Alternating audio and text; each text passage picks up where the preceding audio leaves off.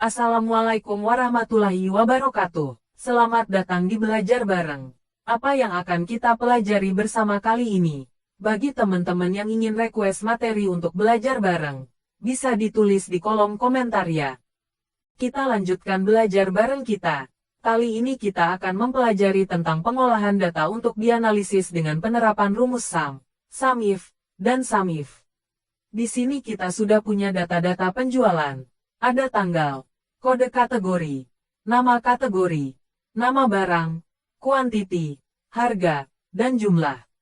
Datanya cuma sedikit karena dibuat hanya untuk contoh saja. Kita buat di sini analisa data. Pertama kita akan mempelajari tentang penerapan pengolahan data dengan rumus SUM atau penjumlahan. SUM itu sendiri bisa diartikan jumlah.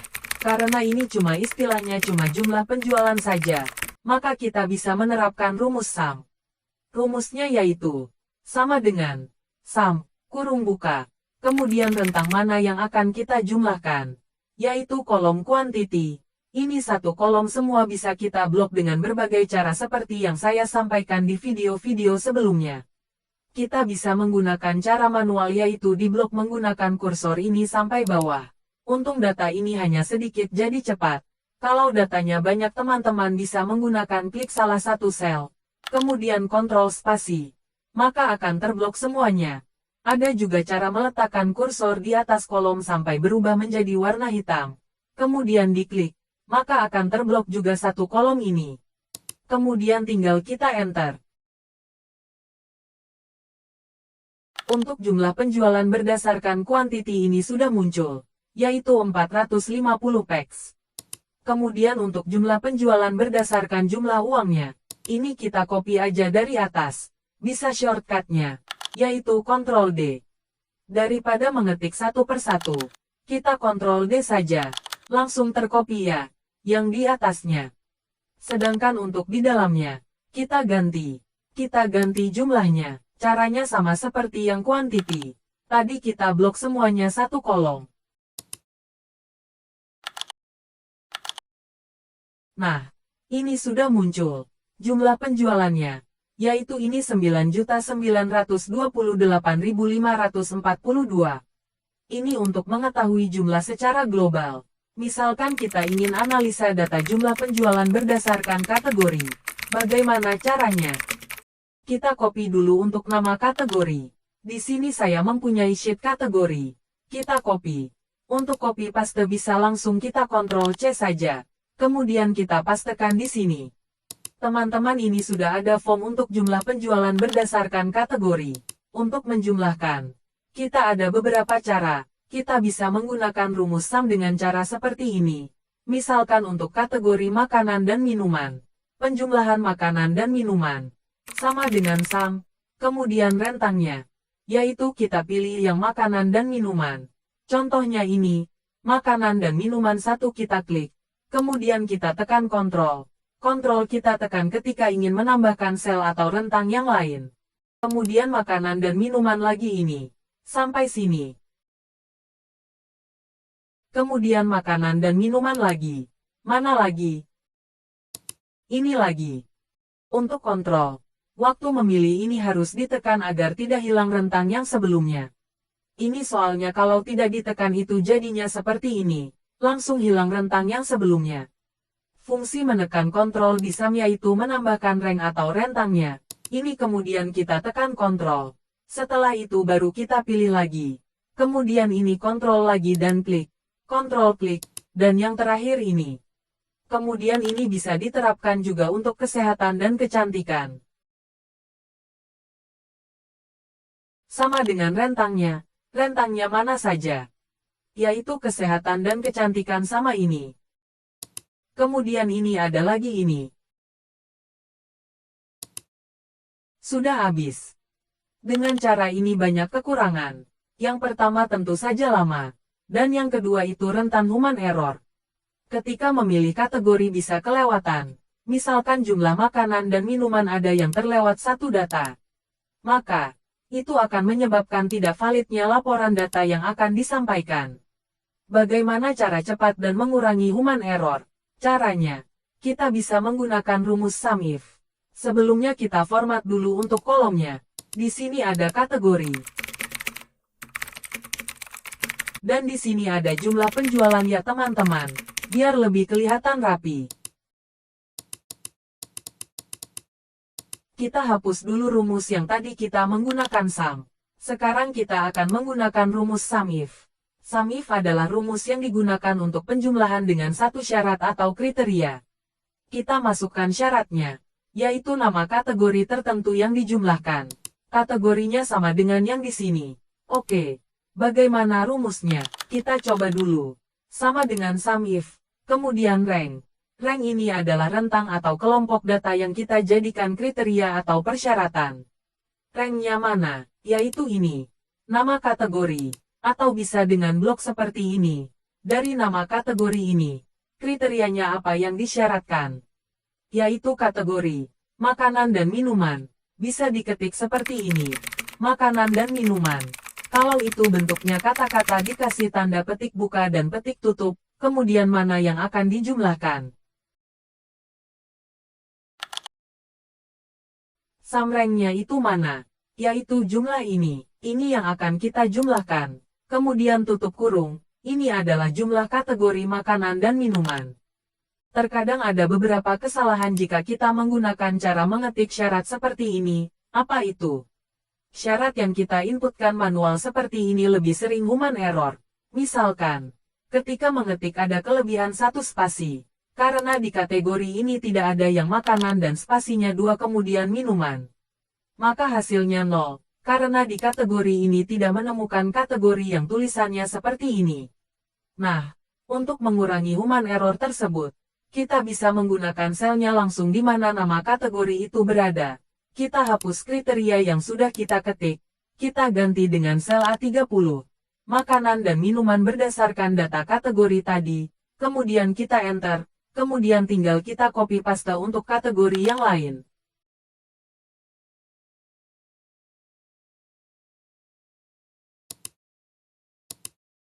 Ini adalah hasil olah data jumlah penjualan berdasarkan kategori yang akan dianalisa. Mana saja kategori barang yang lebih banyak laku atau terjual. Kemudian dari sini, kita juga bisa menggunakan cara ini untuk olah data jumlah penjualan berdasarkan tanggal. Bisa juga menggunakan rumus sum if. Kita letakkan di sini. Kita buat dulu kolomnya di sini. Tanggal, kemudian jumlah penjualan. Kemudian tanggalnya yaitu 1. Bulan 1. Formatnya kita ganti dulu. Agar muncul tahunnya. Kita pilih yang ini saja. Oke. Ini sudah. Untuk posisinya kita atur di tengah. Dari contoh data ini. Data penjualan sampai tanggal 5. Jadi kita tarik sampai tanggal 5. Kita menggunakan rumus sum if lagi. Kemudian kita ganti rank dan syarat penjumlahannya. Saran bagi teman-teman. Untuk memudahkan analisa penjualan atau analisa data lainnya. Itu merubah data menjadi tabel. Caranya bisa dengan diblok semuanya. Kemudian format sebagai tabel ini. Kemudian pilih warnanya yang teman-teman sukai. Kita rubah ini menjadi warna hijau saja. Nah, seperti ini. Atau bisa dengan cara blok semuanya. Kemudian Ctrl plus T. Oke, kita lanjutkan. Ini tinggal kita copy paste ya teman-teman. Kita ganti rank atau rentang dan syarat penjumlahannya. Syaratnya yaitu A38. Kemudian rank yang disyaratkan ini masih berdasarkan kategori. Kita ubah menjadi yang di tanggal.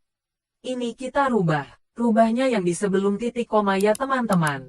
Atau kalau yang di Excel lain kadang menggunakan koma. Itu berarti sebelum koma. Kita pilih kolom tanggal. Kemudian kita enter. Ini cara penjumlahan berdasarkan tanggal. Kemudian dari sini. Untuk hasil olah data penjualannya. Misalkan kita laporkan seperti ini. Sepertinya kurang efisien. Maka mari kita coba membuat format lebih efisien agar menganalisis datanya lebih mudah. Untuk meringkasnya atau menjadikan lebih efisien, kita bisa menggunakan format sebagai berikut. Laporan penjualan pertama berdasarkan kategori. Kategorinya apa? Kita copy paste saja dari sini ya teman-teman. Bisa Ctrl C. Kemudian kita pastekan nilainya saja. Kemudian di sini kita buat tanggalnya. Sekarang tanggal 1 bulan 1 2024.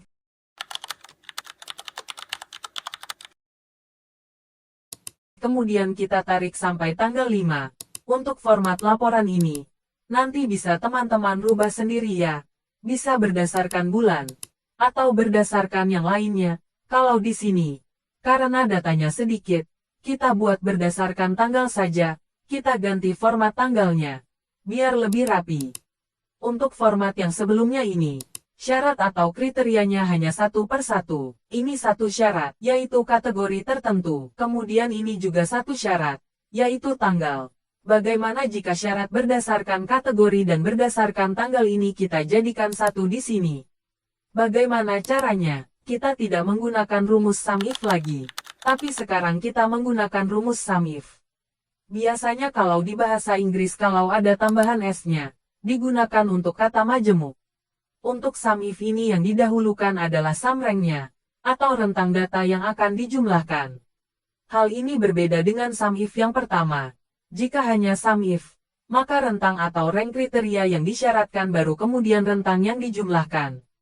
Sedangkan untuk sum if, yang pertama yaitu rank yang akan dijumlahkan atau rentan yang akan dijumlahkan. Di sini rentang yang akan kita jumlahkan adalah jumlah penjualan ini. Kemudian di sini kita beri titik koma. Kemudian rank kriteria pertama itu apa? Kita di sini berdasarkan kriteria kategori dulu. Kategorinya ini. Kemudian kita beri titik koma lagi. Kemudian kategori ini harus sama dengan sel makanan dan minuman. Oke. Kemudian setelah itu kita beri titik koma lagi. Kemudian rank kedua yaitu tanggal. Kita blok untuk kolom tanggal.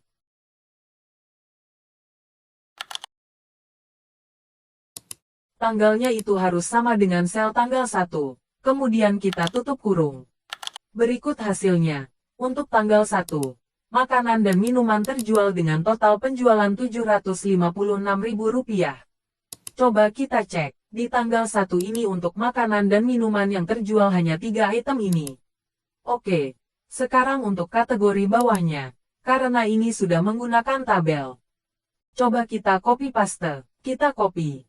Kemudian kita pastekan ini, maka hasilnya pasti akan salah. Karena jika cara copy paste yang seperti itu pasti salah kalau menggunakan rumus seperti ini. Karena untuk rumusnya, akan berjalan mengikuti sel. Karena rumusnya turun satu baris, maka sel yang di dalam rumus juga akan mengikuti turun satu baris.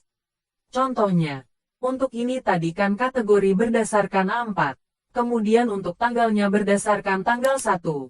Sedangkan untuk yang laporan penjualan tanggal 1 untuk kategori kesehatan kecantikan ini berubah untuk kategorinya, yaitu berdasarkan A5 atau kesehatan dan kecantikan, dan untuk tanggal berubah menjadi B4. Sedangkan B4 itu ternyata adalah laporan penjualan untuk makanan dan minuman. Apakah kita akan merubah satu persatu rumusnya? Kita ubah ini menjadi B3. Kemudian, untuk yang bawahnya lagi kita rubah lagi menjadi B3 lagi. Jika kita menggunakan cara seperti ini pasti akan lama ya teman-teman. Bagaimana caranya agar kita lebih cepat? Yaitu dengan cara kita kunci sel B3-nya. Karena yang akan kita kunci hanya nomor barisnya saja. Maka kita letakkan kuncinya di sini, kita beri tanda dolar. Fungsi dolar ini yaitu untuk mengunci baris tanggal ini. Baris tanggalnya kita kunci di baris nomor 3. Kemudian kita enter. Kemudian, setelah kita ubah, tinggal kita copy paste untuk yang kategori yang lain. Oke, sekarang kita cek rumusnya. Ini sudah tetap B3. Ini juga sudah tetap di B3. Dan ini juga sudah. Oke, bagaimana untuk yang tanggal kedua? Apakah bisa kita copy paste langsung? Kita coba copy paste. Ternyata hasilnya 0 semua. Kenapa ya teman-teman? Coba kita copy paste dengan cara ini. Wah, ternyata 0 juga. Sedangkan di tanggal 2 ini penjualannya didominasi oleh makanan dan minuman. Apa yang salah? Yang salah adalah rumus yang di kriteria syarat.